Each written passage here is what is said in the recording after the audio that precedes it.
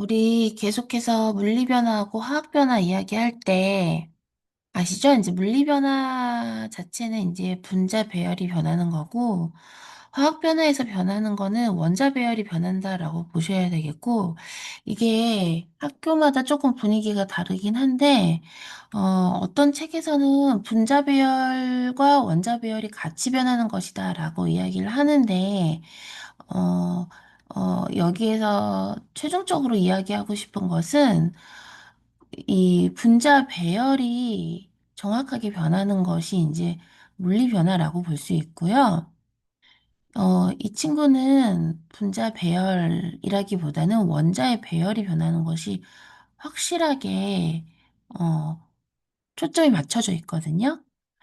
그러니까 이제 이게 분자 배열도 변하고 원자 배열도 변한다라고 보시지 말고 화학 변화는 그냥 원자 배열이 변하는 것이다라고 보시는 것이 좋겠습니다. 그러니까 이게 책마다 조금 다를 수도 있는데 어제 시험지에선 분자 배열에 대해서는 물리 변화가 더 확실하게 이야기를 하고 있더라고요. 그래서 화학 변화, 그럼 무엇보다 원자 배열이라고 생각을 하시는 게 좋겠고, 변하지 않는 거에 대해서, 이때, 원자의 종류와 개수는 둘 다 변하지 않는다.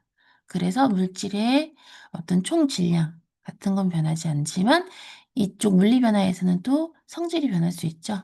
어, 성질이 안 변할 수 있지. 그치? 분자가 안 변하니까. 이렇게 알아두시고, 음, 상태 변화 하잖아요. 그럼 무조건 물리 변화예요. 상태 변화. 수증기 되거나 이런 것들. 그리고 화학 변화 쪽에서는 뭔가 탄다, 태운다, 이런 거.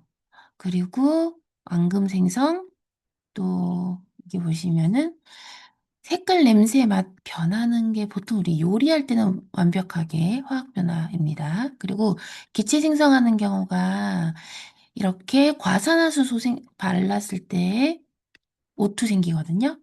그리고 염산을 리본에 떨어뜨린다. 묽은 염산을 금속에 떨어뜨리면 수소 발생하고 이때 달걀 껍데기하고 염산은 이산화탄소. 이 달걀 껍데기가 탄산칼슘 덩어리라서 그래요. 그리고 음, 화학 반응이라는 거는 화학 변화 일어나는 과정인데 이때를 화학식으로 나타내는 게 화학 반응식이거든. 그러면 화학식으로 나타낸다라는 거는 여기 보시는 것처럼 이렇게 분자의 개수와 원자의 개수와 또 원자의 종류, 네, 를 가지고 풀어주는 거죠. 네, 그래서 이때 알 수 있는 거는 뭐 원자의 종류도 알 수 있고 개수도 알 수 있고 입자 수비라는 게 여기서 이제 분자 수비 정도로 생각해 주시면 좋겠습니다. 분자 수비일 수도 있고, 원자 수가 어떻게 이루어져 있는지도 알 수 있죠. 자, 그때 참고하셔야 될 게, 여기 오세요. 이때 요거 자체가 화학식이 아닙니다. 그거 화학식이라고 하면 어떤 물질의 화학식 그러면은 분자수는 안 써요. 그냥 단일 분자에 대해서만 쓰거든요. 그래서 요거 자체로 화학식이라고는 하지 않아요. 요것만 화학식이고 얘가 분자까지 곁들여 줬을 때가 이제 화학 반응식이 되는 거예요. 많이 들었죠? 질량 보존. 질량 보존에 대해서는 우리가 많이 들었고 금속일 경우에는 질량이 증가한다. 이 금속이라는 게 아연도 포함돼요. 아연, 마그네슘 이런 것들 그리고 구리 그리고 또 뭐가 있었지? 알루미늄. 이 정도 다 금속입니다. 일정 성분비는 쉽게 말하면 질량비예요. 부피비는 성분비에 들어가지 않아요. 부피비는, 부피비는 기체 반응 법칙에서만 해당이 되는 겁니다. 그래서 질량비 따질 때 얘가 항상 보시면은 재밌는 게 구리하고 산소는 4대 1, 그리고 마그네슘하고 산소는 3대 2거든요. 그럼 구리하고 마그네슘 질량비는 4대 3이 아니죠? 그쵸? 4대 3이 아니라 여기가 산소가 똑같이 2일 때 8이 작용하니까 8대 3 정도 되겠죠? 구리하고 마그네슘은. 기체 반응의 법칙이 이제 기체일 때만 생기는 법칙. 요거 중요하죠. 화학 반응의 개수비하고 분자수 비까지는 모든 물질이 그래. 얘네 둘이 같은 건 모든 물질이 그러고 부피비까지 같으려면 기체일 때만 해당이 된다. 그리고 기체는 여기가 이제 수증기 또는 암모니아 같은 것들이 기체라는 거. 하나 더 있죠? 염소도 기체예요. 염소, 수소, 산소 이런 거. 이산화탄소 다 기체죠? 네. 탄소는 고체죠. 탄소. 네. 다음에 화학 반응에서 에너지 출입 이야기할 때는 발열과 흡열이 있는데 발열의 예 한번 기억해 주시고 흡열의 예 꼭 기억해 주시고 전기 분해는 흡열입니다. 네. 여기에서 염화 암모늄 나오면 흡열이죠. 그리고 열 분해. 탄산수소 나트륨이 어떻게 생겼냐면 여기가 이제 Na 그다음에 H2CO3 이러거든요. 네. 그래서 요것이 인제 열분해할 때 분해되는데 흡열이다. 그리고 네, 활용하는 방면에서 칼슘, 염화칼슘 제설제로 쓰이고요. 발열컵에 칼슘 쓰이고요. 난로의 철가루가 산소랑 만나면 철가루가 인제 산소하고 만난다. 이제 아까 산소하고 금속 만날 때 발열을 하거든요. 그 산화칼슘 말고 여기 산과 금속, 산과 금속. 이 산이 산성이거든요. 네. 그리고 금속이 녹슬 때 금속이 산성과 만날 때 그럴 때 인제 다 발열을 한다.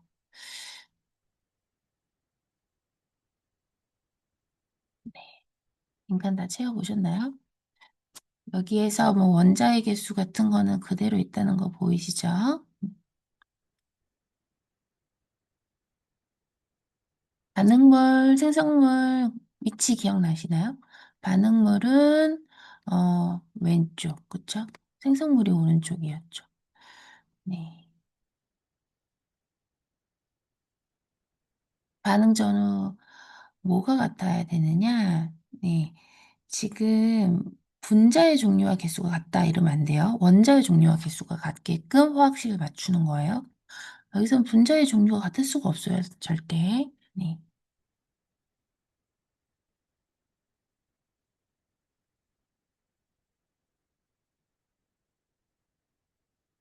네, 여기 보시는 것처럼 아연하고 산성, 그래서 네, 수소기체 발생하는 겁니다.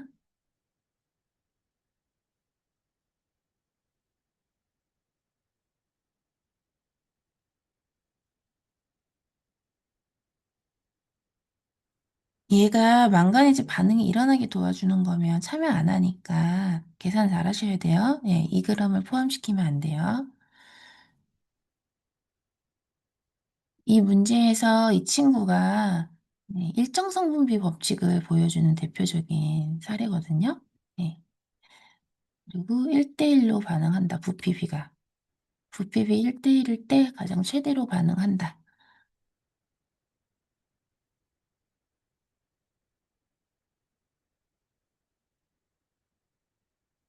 까지 일단 화학을 진행을 했습니다.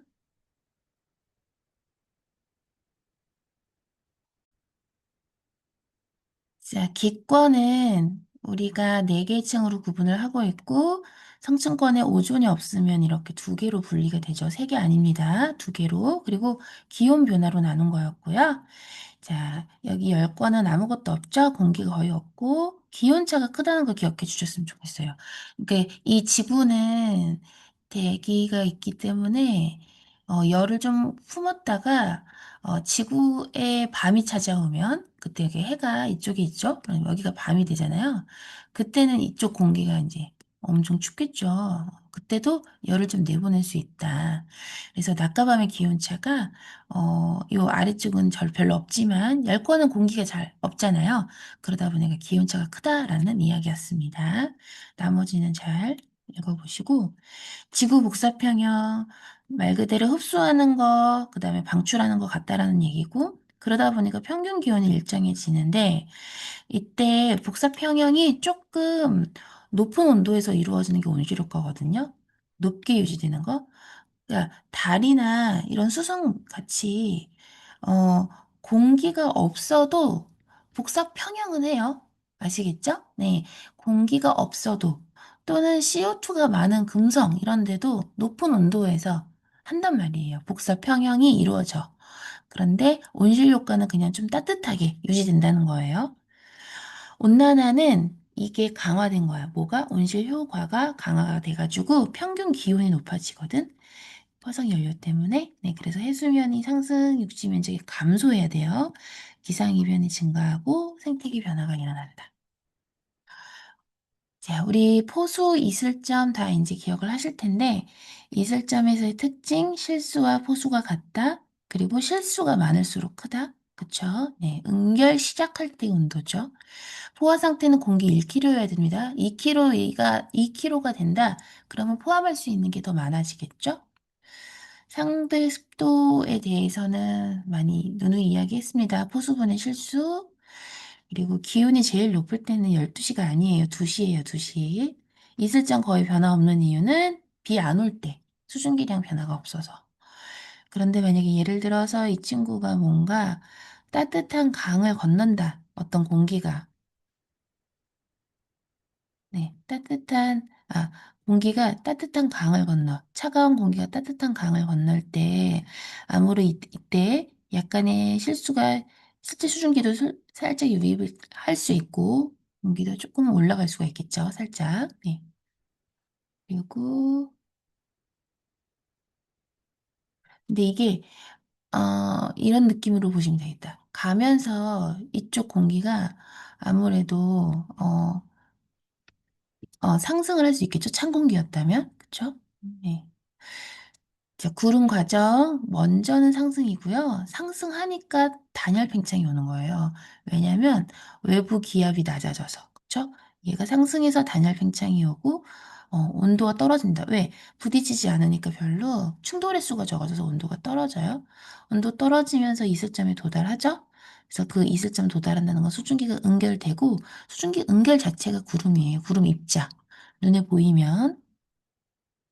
산을 타고 뭐 내려갈 때 뭐 이런 말이 있으면 틀리지 않게 네, 올라가야죠, 무조건. 공기가 만났을 때 저기압 중심일 때 일부가 가열될 때 그러니까 저기압이면 일단 모여들잖아요. 네. 모여들어서 올라갈 수도 있고 아니면 그냥 요 자체가 가벼워져서 가열이 돼가지고 그럴 때도 있다라는 강수위로는 병합설은 무조건 요 영도 아래에서 열대지방 같은.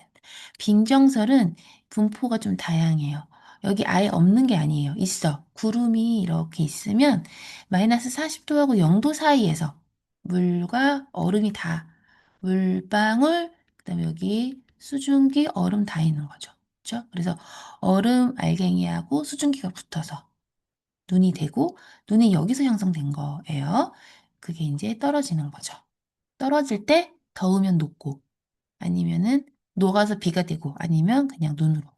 마이너스 40도 위에는 얼음밖에 없습니다.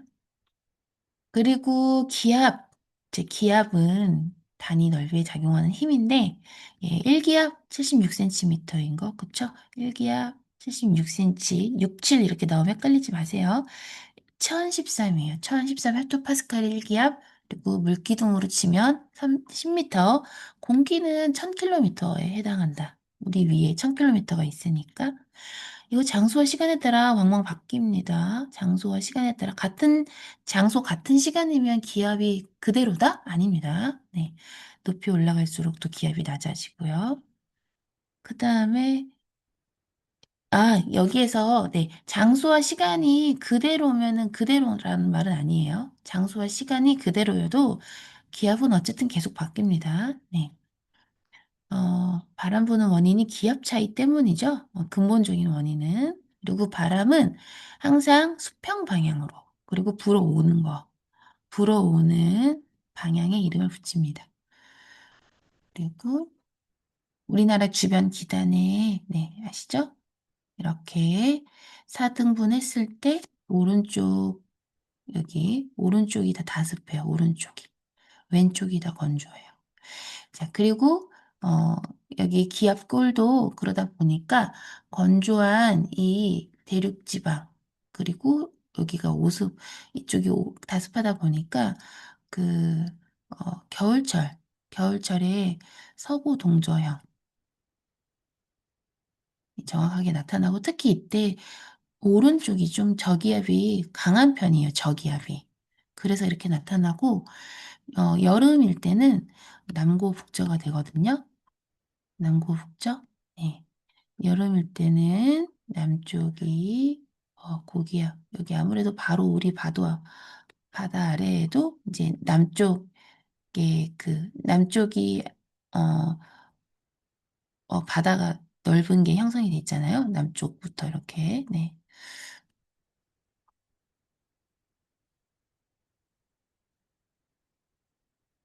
한랭전선하고 운남전선 기억나시죠? 한랭전선이 이렇게 갈 때 전선의 앞이다 그러면 전선의 방향에 따라서 결정이 되죠.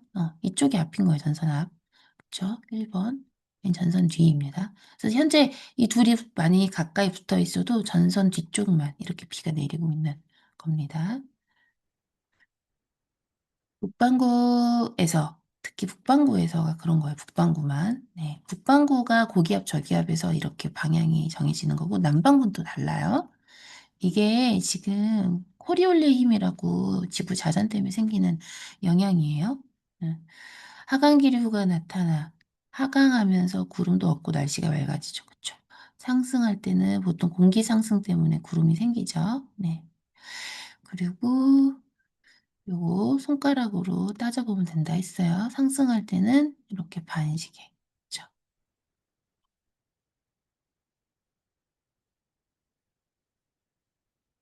근데 저기압에서 네, 이 B 지역이 맑고 남서풍이 불고 있다는 건 아실 거고요.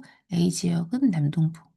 그래서 만약에 그 어떤 그래프에서 남서에서 남동에서 보통 바뀌겠지. 남동이었는데 내가 요 지역에 있었죠. 남동이었는데 남소가 되더라. 그럼 요 B 구간이 오고 있는 거예요. 그래서 현재는 어떤 전선이 지나고 있냐면 이 운난 전선이 지나고 있는 거예요. 그렇죠? 네. 여기까지 정리를 하겠습니다.